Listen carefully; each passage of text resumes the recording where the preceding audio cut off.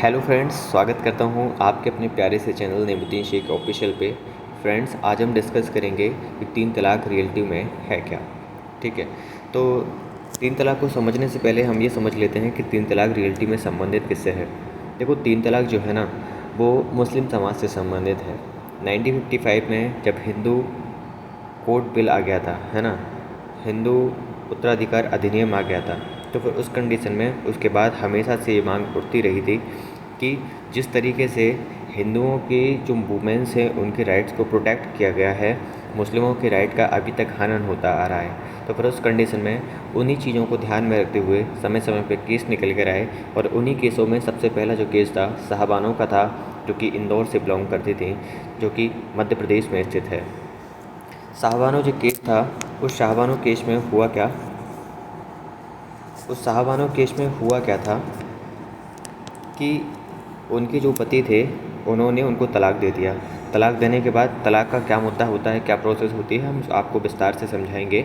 उससे पहले हम आपको ये बताते हैं कि 1978 में ये केस आया, और सुप्रीम कोर्ट ने अपना ये वर्डिक्ट देते हुए 1985 में अंत में जब ही इनका ये फाइनल वर्डिक्ट आया, और उस वर्डिक्ट में इन्होंने बोला कि 1985 में कि जो इनके पति हैं, इनको अपनी पत्नी को, जिसको इन्होंने तलाक दिया है, उसको मुआवजा देना होगा। ठीक है, यहीं से तीन तलाक की शुरुआत हो जाती है। ठीक है, फिर उसके बाद में अंतिम जो वर्डिक्ट आता है, या फिर हम बोल सकते हैं इससे संबंधित जो अंतिम केस था 2017 में आया सायरा बानो का। सायरा बानो उत्तराखंड की रहने वाली थी, और इनका भी कुछ ऐसे ही या फिर इससे संबंधित ही कोई केस था। हालांकि देखो, कुछ ऐसे केस होते हैं जो सामने आते हैं, बाद बाकी का बहुत सारे ऐसे केसेस होते हैं, या फिर हम बोल सकते हैं कि 50% से ऊपर 60-70% के आसपास ऐसे केस होते हैं जिनके बारे में हम कभी जान ही नहीं पाते हैं। जो केस सामने निकल के आ पाते हैं, उन्हीं के आधार पे ये कानून बनाए जाते हैं। ठीक है, तो रियलिटी में मुस्लिम महिलाओं का जिस तरीके से अत्याचार हो रहा था तलाक के आधार पे, या फिर मुस्लिम जो पुरुष होते थे उनको ये वर्चस्व स्थापित किया गया था कि आप कितनी भी शादी कर सकते हैं। ठीक है, तो इस चीज़ को ख़त्म करते हुए फाइनल जो कानून लेकर आया गया, और उस कानून पे हस्ताक्षर किए 31 जुलाई 2019 को हमारे महामहिम राष्ट्रपति जी ने। ठीक है, फिर उसके बाद में जैसे ही इस पे कानून पे हस्ताक्षर हो गए, हस्ताक्षर होने के बाद ये कानून का फॉर्म में निकल कर आ गया।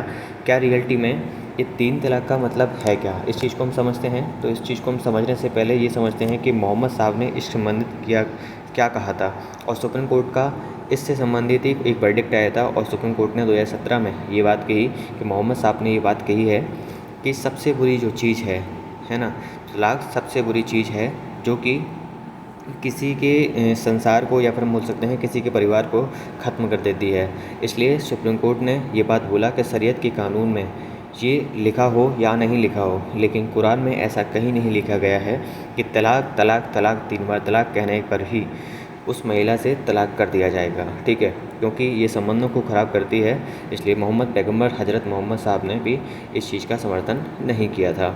अब तीन तलाक होता क्या है, इस चीज़ को हम समझते हैं, और इस एक्ट के थ्रू कौन कौन से जो तीन तलाक हैं, उनके तीन तलाक़ों में से कौन सा तलाक ख़त्म कर दिया गया है, इस चीज़ को हम समझते हैं।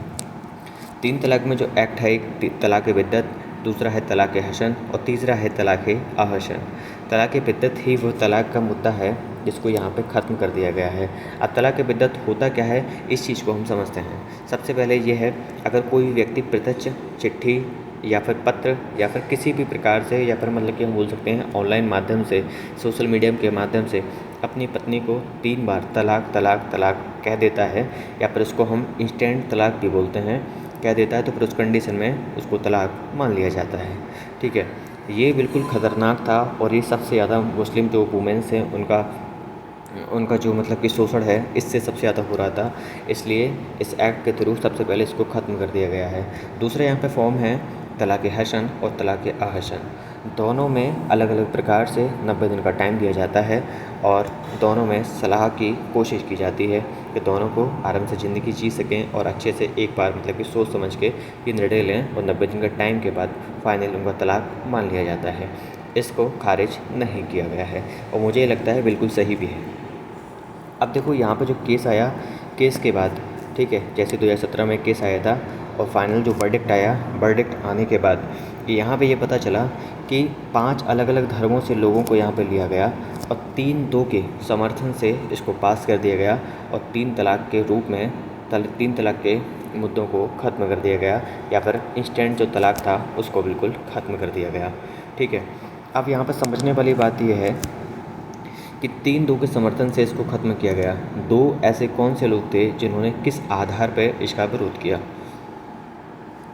देखो, आर्टिकल 25 जो बोलता है कि कोई भी किसी प्रकार का कोई भी व्यक्ति अपने धर्म को मान सकता है, किसी प्रकार से मान सकता है और उसका प्रचार प्रसार कर सकता है, और शरीयत का जो कानून है मुस्लिमों के लिए उसी आधार पे वो मान सकते हैं, जिसमें 3 तलाक का मुद्दा भी आता है। इस बेस पे उन्होंने कहा कि ये गलत है, 3 तलाक होना चाहिए। ठीक है, लेकिन यहाँ पे सुप्रीम कोर्ट के 3 जजेस, जो 5 जजेस की बेंच थी, उनमें से 3 जजेस ने ये बात बोली कि आर्टिकल 14 ऊपर है एज़ कम्पेयर टू आर्टिकल 25 से, मतलब कि विधि का शासन सभी के लिए समानता का अधिकार है। उस बेसिस पे यहाँ पे फाइनल वर्डिक्ट निकल कर आता है और उस वर्डिक्ट में ये बात कही जाती है कि जो 3 तलाक है वो मुस्लिम महिलाओं की मूल अधिकार के खिलाफ़ है, या फिर हम बोल सकते थे उनकी प्रताड़ना की जा रही है इस कानून के तहत। ठीक है, उसके बाद में हम ये देखते हैं कि रियलिटी में क्या भारत ने ही इन चीज़ों पे, या फिर मुस्लिम जो कम्युनिटी है उसके विरोध में ये लेकर आया गया है, या फिर उनका और कोई इसके पीछे नज़रिया था? ऐसा कुछ नहीं है। देखो, यहाँ की अगर हम बात करें 1929 में जो मिस्र नामक एक कंट्री है, ठीक है, जो मुस्लिम बहुल कंट्री है, उसमें भी इसको तलाक को ख़त्म कर दिया गया है। साथ ही साथ में आप इराक़ को देखेंगे तो 1959 में इराक़ में भी ये सिस्टम ख़त्म कर दिया गया है। यहाँ तक कि पाकिस्तान जो अपने आप को मुस्लिम देश या फिर मुस्लिमों का कहते नहीं आका अपने आप को कहता है या फिर उनका समर्थन करता है पुरजोर तरीके से, उसने भी इस मुद्दे को या फिर 3 तलाक को ख़त्म कर दिया है। इसके तहत हम कह सकते हैं कि भारत को भी बहुत जल्द से जल्द इसको ख़त्म करना चाहिए था, लेकिन कोई दिक्कत नहीं, देर आए दुरुस्त आए। हमारे यहाँ पे न्याय तो अवश्य मिलता है, चाहे उसको थोड़ा समय क्यों ना लग जाए। अब लास्ट में होता क्या है, इस चीज़ का मैं समर्थन करता हूँ और आप भी बताइएगा कि आप समर्थन करते हैं या नहीं करते हैं। मुझे लगता है कि 9 करोड़ जो मुस्लिम महिलाएँ हैं उनको यहाँ पे उनके हितों को सुनिश्चित किया जा सकता है और किया ही जाएगा, जाहिर सी बात है। ठीक है, और अब अगर कोई भी ऐसा केसेस होते हैं तो आप भी इन चीज़ों को अवेयर करिए, और जो भी संबंधित आपके रिश्तेदार हैं, महिलाएं हैं, अगर उनको ऐसी प्रताड़ना झेलनी पड़ रही है तो आप उनको बताइए कि आप पुलिस स्टेशन में जाके आप उनके खिलाफ़ कंप्लेन कर सकते हैं, और ये संज्ञेय अपराध के अंतर्गत आता है। संज्ञेय अपराध का मतलब यहाँ पे यह है, बिना वारंट के पुलिस सीधे के सीधे आपको गिरफ्तार कर लेगी और आपको तब तक नहीं छोड़ेगी जब तक आपको यहाँ पे अदालत के द्वारा कसूरवार ठहराया नहीं जाता है, तब तक आपको नहीं छोड़ा जाएगा। उम्मीद करते हैं कि 3 तलाक क्या था, इससे संबंधित जितने भी मुद्दे थे हमने आपको सभी तरीके से हर चीज़ को समझाने की कोशिश किया, और उम्मीद करते हैं कि आपको हर चीज़ बाकायदा समझ में आई होगी। Thank you so much.